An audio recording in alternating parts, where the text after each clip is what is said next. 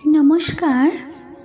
আজকে আমরা শুনব শ্রী শ্রী মায়ের মধুর অমৃত কথা শ্রীমতী দেবীর মুখে। জীবনে সেই আমার আনন্দের দিন গিয়াছে যখন শ্রী শ্রী মা ছিলেন। একদিন মায়ের কাছে গিয়া দেখি তিনি একটি বাটিতে খইচুর মাখিয়া পরম আনন্দে 2-4বার নিজের মুখে দিলেন। তারপর ঘরে যত ভক্ত ছিলেন তাহাদের হাতে হাতে দিতে লাগলেন। আমি বলিলাম, আহা মা, আপনার খাওয়া হলো না? মা বললেন, এইসব মেয়েরা খেলেই আমার খাওয়া হলো। আর একদিন গিয়া দেখিলাম মায়ের গায়ে চাকা চাকা আমবাদ বাহির হইয়াছে। বলিলেন, এগুলো কি হয়েছে মা, কিসের সারে? আমি বলিলাম, মা, লোকে বলে গোয়ালে কম্বল পেতে তার ওপর আড়াই বা গড়াগড়ি দিলে নাকি সারে। মা বলিলেন, আহা, গোয়াল ও গঙ্গা বড়ই পবিত্র, তাই বোধ হয় সারে। আমার একটি 7 বছরের বোনকে সঙ্গে লইয়া মাকে একদিন দর্শন করিতে যায়। কিছুদিন আগে সে নবদ্বীপে গিয়াছিল এবং তাহা হইতে তুলসীর মালা পরিয়া আসিয়াছিল। মা তাহার মালা পরা দেখিয়া আনন্দিত হইলেন ও তাহার পিঠ চাপড়াইয়া বলিলেন, আহা, এর এমন বেশ কবে হলো? সেই দিন আমার 2 মাসের একটি কোলের মেয়ে বাড়িতে রাখিয়া গিয়াছিলাম। আমাদের বাড়ি বসিরহাট। ভোরের ট্রেনে গিয়াছি, রাত্রে ট্রেনে ফিরব। স্তনে দুধ আসিতেছে, আমি জড়সড় হইতেছি। তাহা লক্ষ্য করিয়া মা বলিলেন, তুমি অমন করছো কেন? আমি সব বলিলাম। শুনিয়া মা বলিতে লাগিলেন, আহা, 2 মাসের মেয়ে রেখে এসেছো কেন? মা বললেন, আনতেই পারতে। আমি বললাম, মা, আপনার স্থলে এসে অপবিত্র করে ফেলবে, তাই আনিনি। মা বলিলেন, তাতে কি হয়েছে? উপস্থিত সকলকে মা বারবার বলিতে লাগলেন, আহা, দেখো 2 মাসের মেয়ে বাড়ি রেখে কত দূর থেকে এসেছে, কত কষ্ট হচ্ছে। আমি তাহার নিকট সিংহবাহিনীর একটু মাটি চাইলে মা তাহার ভাইজিকে উহা দিতে বলিয়া আমাকে বলিলেন, বড় জাগ্রত দেবতা। ফিরিবার সময় প্রণাম করিলে মা বলিলেন, এসো, আবার এসো মা। এবার শুনব আমরা শ্রীমতী প্রিয়বালা দেবী, যিনি কাশী নিবাসী ছিলেন, তার স্মৃতিতে মায়ের কথা। 1916 সালের 12ই পৌষ আমি প্রথম শ্রী শ্রী মায়ের পাদপদ্ম দর্শন করি এবং তাহার কৃপা লাভ করিয়া ধন্য হই। একটি গুরু ভগিনীর সহিত যখন আমি কম্পিত কলেবরে মায়ের বাড়ির দোতলায় উঠি, তখন যোগেন মা আমাকে জড়াইয়া ধরিয়া মায়ের নিকট লইয়া যাইতে যাইতে বলিলেন, মা, দেখো দেখো, তোমার আরেকটি মেয়ে এসেছে, এর চোখ মুখ কেমন দেখো। মা তখন ঠাকুর ঘরে বসিয়া ফল ঝাড়াইতেছিলেন। বলিলেন, হ্যাঁ গো, আমি একে জানি, এ রামদের মেয়ে। আমি তো অবাক, কী করি মা আমাকে জানিলেন? মা আমাকে ডাকিয়া ঠাকুর ঘরে আসনে তাহার পার্শ্বে বসাইলেন। আমার গুরু ভগিনীটিকে আমাকে গঙ্গা স্নানের জন্য আহ্বান করিলে মা বলিলেন, ওর গঙ্গা স্নান দরকার নেই, এবং আমার গায়ে গঙ্গা জল ছিটাইয়া দিলেন। তারপরই আমাকে কৃপা করিলেন। ওই সময় আমাকে একটি কথা বলিয়া বলিলেন, ঠাকুর আমার জন্যে মন্ত্রে এই অংশটুকু রাখিয়া দিয়েছিলেন। মায়ের পাদপদ্মে অঞ্জলি দিবার সময় মা বলিলেন, তুলসী ও বিল্বপত্র আমার হাতে দাও, ফুল পায়ে দাও। আমার সেই গুরু ভগিনীটিকে একদিন কথা প্রসঙ্গে মাকে বলিলেন, একে নিবেদিতা স্কুলে পড়ালে ভালো হয়। তদুত্তরে মা বলিলেন, না, ওখানে থাকার প্রয়োজন নেই, আমার কাছে থাকলে ভালো হতো। কিন্তু আমার অদৃষ্টে সে ভাগ্য কখনো ঘটে নাই। একদিন মাকে জিজ্ঞাসা করিলাম, আমি কি করব? আমি তো কিছুই জানি নে। মা বলিলেন, কি আর করবে, যা করছো তাই করবে, সকাল সন্ধ্যায় তার নাম করবে। আমাদের দেশের বিধবা মেয়েরা আহার আদি সম্বন্ধে খুব কঠোরতা করে। অন্য একটি ভক্ত মেয়ের নিকট এই কথা শুনিয়া মা আমাকে বলিলেন, তুমি রাত্রে রুটি পরোটা ইত্যাদি খেও, ঠাকুরকে নিবেদন করে খেও, দেশাচার মানতে হয়। এবার শুনব আমরা শ্রী শ্রী মায়েরই কথা শ্রীমতী সরোজবালা সেনের স্মৃতিতে। একদিন সকালবেলা শ্রী শ্রী মা ও গোলাম মা গঙ্গা স্নানে যাইতেছেন। গোলাম মা বলিলেন, মা তেল মাখো। মা বলিলেন, আমি তেল মাখব না। গোলাম মা অনুরোধ করিয়ায় মা বলিলেন, আমি মাখলে সকলে মাখবে, তেল মেখে গঙ্গা স্নানে যেতে নেই। একদিন জনৈক স্ত্রীলোক অনুতপ্ত হইয়া মাকে জিজ্ঞাসা করিলেন, মা আমাদের উপায় কি হবে? মা একটু বিরক্তি প্রকাশ করিয়া বলিলেন, তোমাদের বছর বছর ছেলে হবে, একটুও সংযম নেই, আমার কাছে এসে আমাদের উপায় কি হবে বললেই কি হবে? শ্রী শ্রী মায়ের রামেশ্বর হইতে ফিরিয়া আসিবার পর একদিন তাহাকে জিজ্ঞাসা করিলাম, মা কি দেখে এলেন বলুন। মা বলিলেন, অনেক লোক আমাকে দেখতে এসেছিল, সেখানকার মেয়েরা খুব লেখাপড়া জানে, আমাকে তারা লেকচার দিতে বললে। আমি বললাম, আমি লেকচার দিতে জানি না, যদি গৌরী দাসী আসতো তবে দিত। একদিন মা বলিলেন, যে বড় হয় সে একটিই হয়, তার সঙ্গে অন্যের তুলনা হয় না, যেমন গৌর দাসী। আর একদিন মা রাধুর অসুখের জন্য তাহাকে মাদুলি পরাইয়া দেবতার উদ্দেশ্যে পয়সা তুলিয়া রাখিতেছেন। আমরা জিজ্ঞাসা করিলাম, মা আপনি কেন এরূপ করছেন? আপনার ইচ্ছাতেই তো সব হয়। মা বলিলেন, অসুখ হলে ঠাকুরদের মানত করলে বিপদ কেটে যায়, আর যার যা প্রাপ্য তাকে তা দিতে হয়। মানিকতলায় জনৈক ভক্তের বাটিতে একবার শ্রী গৌরী মাতা কঠিন বসন্ত রোগে আক্রান্ত হন। ভক্তটির মাতা ও অন্যান্য সকলে প্রাণপাত করিয়া তাহার সেবা করিয়াছিলেন। তাহা শুনিয়া শ্রী শ্রী মা বলিয়াছিলেন, আমার এ জন্মেই মুক্ত হয়ে যাবে। গৌর দাসীর অসুখে যে সলতেটি পর্যন্ত উস্কে দিয়েছে সেও মুক্ত হয়ে যাবে। মা তখন জয়রামবাটিতে। আজ মায়ের বাড়িতে জগদ্ধাত্রী পূজা, তাই মা অত্যন্ত ব্যস্ত। কেবল বলিতেছেন কি করে মার পূজাটি হবে। ঠাকুরের নিত্য পূজা আজ মা সকাল সকাল করিতেছেন। ঠাকুরকে ফল মিষ্টি প্রভৃতি অনেক নৈবেদ্য দেওয়া হইয়াছে। ভোগ দিবার সময় মা ঠাকুরকে উদ্দেশ্য করিয়া বলিতেছেন, দেখো আজ মার পূজা, শীঘ্রই করে খেয়ে নাও, আমায় সেখানে যেতে হবে। ধীরে ধীরে আরও কি বললেন, মনে হইল ঠিক যেন মানুষের সহিত কথা কইতেছেন। তারপর পূজা শেষ করিয়া জগদ্ধাত্রী মণ্ডপে গিয়া বসিলেন এবং পূজা সমাপ্ত হওয়া পর্যন্ত করুণভাবে এক দৃষ্টে প্রতিমার দিকে চাহিয়া রইলেন। কোয়ালপাড়া হইতে বাজার করিয়া ও মায়ের ঠাকুর পূজার জন্য ফুল লইয়া জয়রামবাটিতে গিয়াছি। আমি যাইতেই মা বলিলেন, এই আমি ভাবছিলাম এখনই তুমি আসবে, তারপর আমি স্নান করিতে যাব। মা জিনিসগুলি রাখিয়া আমাকে মুড়ি খাইতে দিলেন। তারপর একখানি ছোট গামছা পরিয়া তেল মাখিতে মাখিতে আমাদের সম্বন্ধে কথা কইতে লাগিলেন। হঠাৎ বলিতেছেন, আমি মা লজ্জা কি। তারপর স্নান করিয়া পূজা করিতে গেলেন।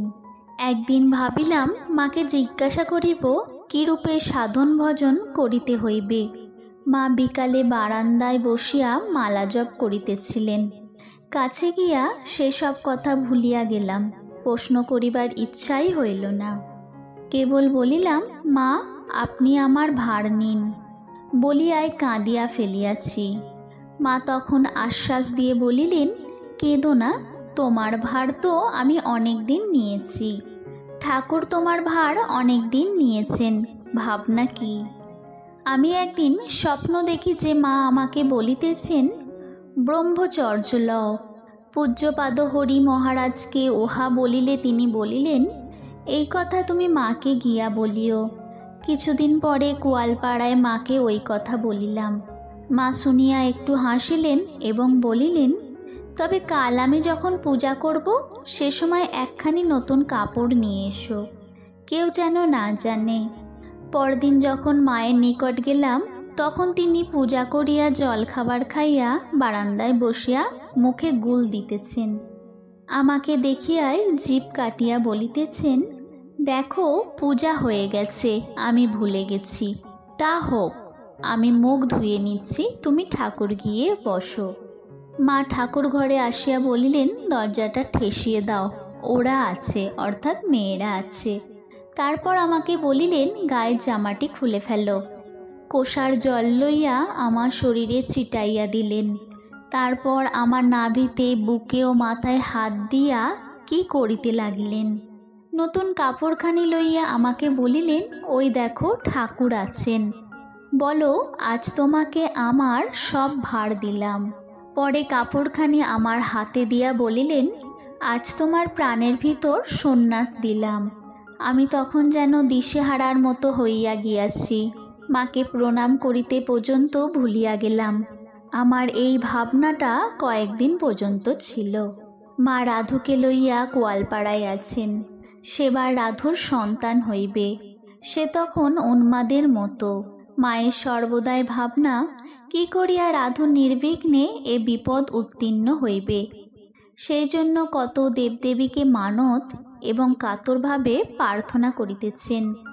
ওই সময় একদিন মা বলিলেন, দেখো হনুমান চরিতে লেখা আছে নাকি ভালো মন্দ কি হবে বলে দিতে পারে, তা রাধুর কি হবে বলে দিতে পারে কি না দেখো না।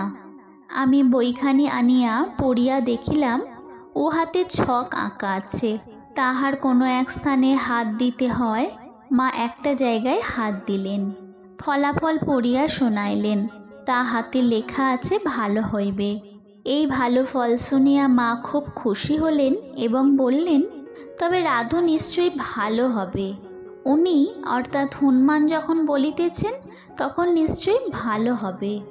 এক সময় গোয়ালপাড়া মঠে কাজকর্ম লইয়া সেবকদের সহিত অধ্যক্ষের মতবিরোধ উপস্থিত হয়। মা তখন জয়রামবাটিতে আছেন। আমরা প্রায় গোয়ালপাড়া হইতে তাহার জন্য বাজার করিয়া লইয়া যাইতাম। মাকে কেমন আছে তন্ন তন্ন করিয়া জিজ্ঞাসা করিতেন। উক্ত মঠের সকল সংবাদ মা উত্তম রূপেই জানিতেন। একদিন তাহার ভাইঝি আমাকে এ সম্বন্ধে জিজ্ঞাসা করিতেই মা তাহাকে বলিলেন, তোর অত খবরে দরকার কি? তিনি চলিয়া গেলে মা বলিলেন, দেখো সব বানিয়ে বানিয়ে চলতে হয়। ঠাকুর বলতেন, তালবস্য পেটকাটা মধ্যাহ্নস্য দন্তস্য, সব সয়ে যাও, তিনি আছেন। পরে মা যখন গোয়ালপাড়া আসিয়া কিছুদিন থাকেন, তখন একদিন মঠাধ্যক্ষ মাকে বলিলেন, মা, ছেলেরা সব এখানে থাকতে চায় না, আপনি ওদের বলে দিন যাতে ওরা কোথাও গিয়ে থাকতে না পারে এবং এখানে আপনার কাজকর্ম সব করে। ওদের ইচ্ছা অন্য জায়গায় সব চলে যান। আপনি যদি বলে দেন তাহলে ওরা আর কোথায় যাবে। এই কথা শুনিবার মাত্র মা ক্রুদ্ধ হইয়া বলিলেন, তুমি আমাকে দিয়ে কি বলিয়ে নিতে চাও? আমি বুঝি বলে দেব যে ওরা কোথাও থাকতে পাবে না? ওরা আমার ছেলে, ঠাকুরের কাছে এসেছে, ওরা যেখানেই যাবে সেখানেই ঠাকুর ওদের দেখবেন। আর তুমি আমার মুখ দিয়ে বলে নিতে চাও ওরা কোথাও স্থান না পায়? এ কথা আমি বলিতে পারিব না। মা তখন খুব জোরে জোরে কথা বলিতেছিলেন। সকলে ভয়ে অস্থির। মঠাধ্যক্ষ তখন মায়ের পায়ে পড়িয়া কাঁদিতে কাঁদিতে বলিলেন, মা, ক্ষমা করুন, ক্ষমা করুন। মা তৎক্ষণাৎ একেবারে শান্ত হইলেন। একদিন জনৈক পূর্ববঙ্গীয় ভক্ত মায়ের নিকট দীক্ষা লইতে আসিয়াছেন। মা তখন গোয়ালপাড়ায়। মাকে ওই কথা বলা হইলে তিনি বলিলেন, না, তার দীক্ষা হবে না। ভক্তটি ইহা শুনিয়া হতাশ হইয়া পড়িলেন।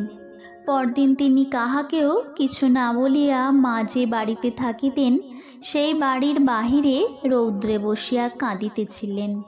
মা উহা জানিতে পারিয়া বলিলেন, ও কেন এরকম করে কাঁদছে? ওকে চলে যেতে বলো। ভক্তটির ওইরূপ অবস্থা দেখিয়া আমি তাহাকে ওই কথা বলিতে গিয়াও বলিতে পারিলাম না। ইতিমধ্যে দেখি মা নিজেই বাড়ির সদর দরজাটি অল্প খুলিয়া ভক্তটিকে দেখিতেছেন।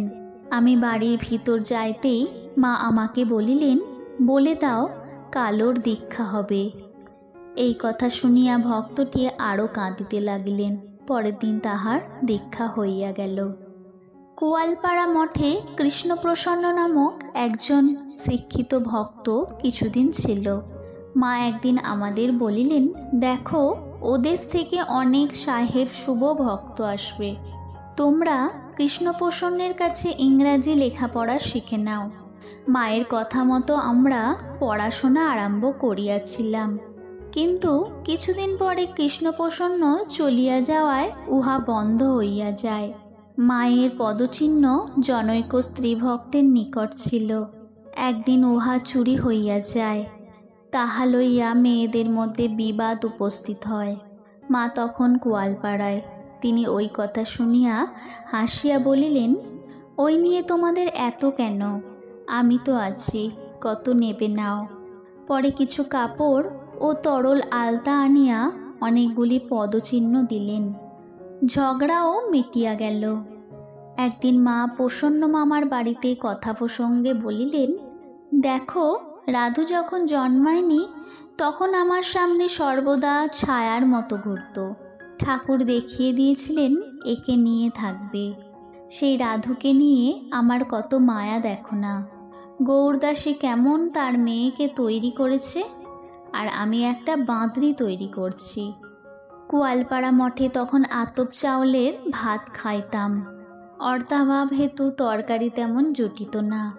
এইরূপ খাওয়া দাওয়ার জন্য সকলেরই শরীর খারাপ হইয়া গেল। মা ইহা জানিয়া বলিলেন, তোমরা মাছ টাছ খাওনি কেন? না খেয়ে শরীরটি মাটি করে কি হবে? আমি বলছি কোনো দোষ নেই, মাছ টাছ খেও। তারপর মা জোর করিয়া পুনঃ পুনঃ মধ্যক্ষকে বলিয়া আমাদের মাছ খাইবার ব্যবস্থা করিয়া দিলেন। একদিন জয়রামবাটিতে জনৈক মহারাজ কাগজ ও দোয়াত কলম লইয়া মায়ের নিকট আসিয়া বলিলেন, মা, দুধ বড় কম হচ্ছে। একটা গাই যা দুধ দেয় তাতে কুলিয়ে উঠছে না, তাই মনে করছি আর একটা গাই কিনব। আপনি যদি অনুমতি দেন তো একজনকে টাকার জন্য লিখি। মা বলিলেন, লেখো, কল পেয়েছ লিখলেই টাকা, আর কি। তিনি চলিয়া গেলে মা হাসিয়া বলিতেছেন, ওর কি বাসনা দেখো। আমি বাবুরামকে একসময় একটু মিছরির পানা খেতে দিয়েছিলাম। বাবুরানের তখন পেটের অসুখ। ঠাকুরটা দেখিতে পেয়েছিলেন। আমাকে একদিন বললেন, তুমি বাবুরামকে কি খেতে দিয়েছিলে? আমি বললাম, মিছরির পানা। ওই কথা শুনে ঠাকুর বললেন, ওদের যে সাধু হতে হবে, ওসব কি অভ্যাস করাচ্ছ? একদিন মাকে জিজ্ঞাসা করিলাম, কিভাবে আমি সাধন ভজন করব? মা বলিলেন, ঠাকুরকে ডাকলেই সব হবে। ইহা আমার মনপ্রত না হওয়ায় আমি পুনরায় জিজ্ঞাসা করিলাম।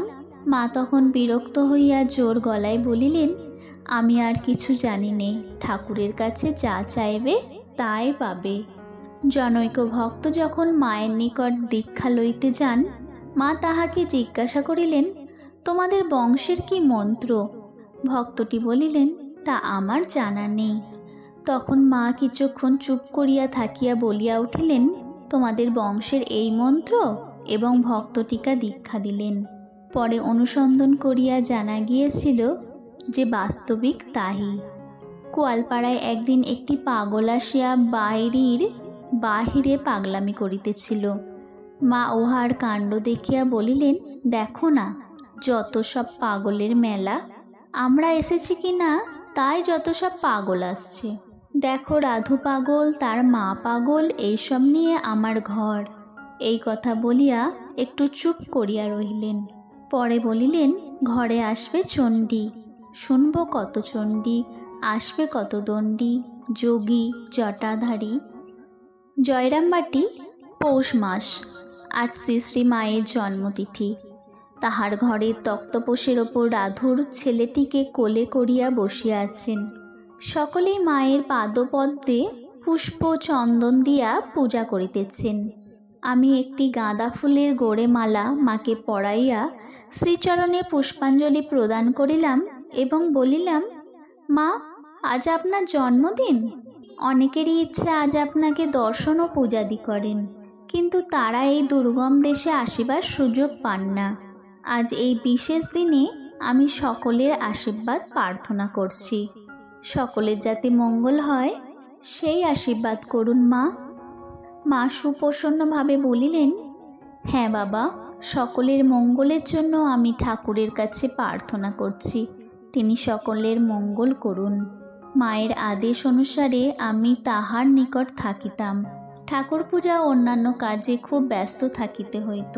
একদিন মঠের কয়েকজন সন্ন্যাসী তপস্যায় যাইবেন শুনিয়া আমি মাকে বলিলাম, এই কর্মের মধ্যে থাকা যেন ভালো বোধ হচ্ছে না, আমি তপস্যা করতে যাব, আপনি অনুমতি দিন। মা বলিলেন, সে কি গো, আমার কাজ করছো, ঠাকুরের কাজ করছো, এ কি তপস্যার চেয়ে কম হচ্ছে? হাওয়া গুনতে কোথায় যাবে? যখন খুব যাবার ইচ্ছে হবে তখন 2-1 মাস কোথাও বেরিয়ে আসবে। জয়রামবাটির ম্যালেরিয়ার দেশ। মায়ের মধ্যে মধ্যে জ্বর হওয়ায় শরীর খুব খারাপ হইয়াছে। পূজনীয় শরৎ মহারাজের আদেশে কিছুদিনের জন্য দর্শনাদি বন্ধ আছে। এমন সময় বরিশাল হইতে জনৈক ভক্ত আসে উপস্থিত হইলেন। মাকে দর্শনের জন্য তাহার অত্যন্ত আগ্রহ। আমিও তাহাকে যাইতে দিব না। সুতরাং আমাদের মধ্যে বেশ বাদানুবাদ হইতে লাগিল। গোলমাল ক্রমশ মায়ের কর্ণগোচর হইল। মা একেবারে আলুথালুভাবে দরজায় আসিয়া উপস্থিত। বিরক্ত হইয়া বলিলেন, কেন তুমি আসা বন্ধ করছো? আমি বললাম, শরৎ মহারাজ নিষেধ করেছেন, অসুস্থ শরীরে দীক্ষা দিলে আপনার শরীর আরও খারাপ হবে। মা বলিলেন, শরৎ কি বলবে, আমাদের ওই জন্যেই আসা, আমি ওকে দীক্ষা দেব। ভক্তটি বলিলেন, এসো বাবা, আজ তুমি জল খাও, কাল তোমার দীক্ষা হবে। ভদ্রলোকটি সংকল্প ছিল দীক্ষা লইয়া তবে জল খাইবেন। একদিন সন্ধ্যার সময় মাঠ নতুন বাটির বারান্দায় বসিয়া বিশ্রাম করিতেছেন। আমরা সেই সময় প্রণাম করিতে গেলাম। মা নিজেই বলিতে লাগিলেন, দেখ, ক বলে ছেলেগুলো খাবার লোভে এই আশ্রমে ঘুরে বেড়াচ্ছে। কি রকম কথা দেখেছ? আমার ছেলে ঠাকুরের ছেলের খাবার কষ্ট কেন হবে? কখনোই হবে না। আমি নিজে ঠাকুরের কাছে প্রার্থনা করছি, হে ঠাকুর, তোমার ছেলেদের যেন খাবার কষ্ট কখনো না হয়। বলে কি না লোভের বশে ছুটে বেড়ায়, কেন ভালো খাবে না? যার আসক্তি আছে সেই দুঃখ কষ্ট পাবে। মা পূজার ঘরে বসিয়া আছেন, পূজা শেষ হইয়াছে। একজন গুরুভ্রাতা হঠাৎ জিজ্ঞাসা করিলেন, মা, আপনি ঠাকুরকে কিভাবে দেখেন? মা কিছুক্ষণ নিস্তব্ধ থাকিয়া গম্ভীরভাবে বললেন, সন্তানের মতো দেখি। একদিন মা নিজে হইতেই বলিলেন, দেখো, তোমরা বন্দে মাতরম করে হুজুক করে বেরিও না, তাঁত করো, কাপড় তৈরি করো। আমার ইচ্ছে হয় আমি একটা চরকা পেলে সুতো কাটি, তোমরা কাজ করো। কথা প্রসঙ্গে একদিন মাকে বলিলাম, মা, আমাদের মনের যে অবস্থা, সময়ে সময়ে মন সেরকম চঞ্চল হয়, তাতে ভয় হয় ডুবে যাব নাকি। মা বলিলেন, সে কি বাবা, ডুববে কি? ঠাকুরের সন্তান তোমরা, ডুববে কি? কখনোই না, ঠাকুর তোমাদের রক্ষা করবেন। মা কুয়ালপাড়া জগদম্বা আশ্রমে আছেন। একদিন বলিতেছেন, দেখো, অনেক দিনের পর আজ ঠাকুরকে এখানে দেখলাম। আহারের পর বেশ বিশ্রাম করছেন। একদিন জিজ্ঞাসা করিলাম, মা, ব্রহ্মজ্ঞান কি করে হয়? এ কি প্রত্যেক বিষয়টি নিয়ে প্রথম প্রথম অভ্যাস করতে হয়, না আপনা আপনি হয়? মা বলিলেন, ওই পদ বড় কঠিন, তোমরা ঠাকুরকে ডাকো, তিনি সময় হলে জানিয়ে দেবেন। নমস্কার। শ্রী শ্রী মায়ের মধুর অমৃত কথা আজ এই পর্যন্ত। ভিডিওটি কেমন লাগলো তা অবশ্যই কমেন্ট করে জানাবেন।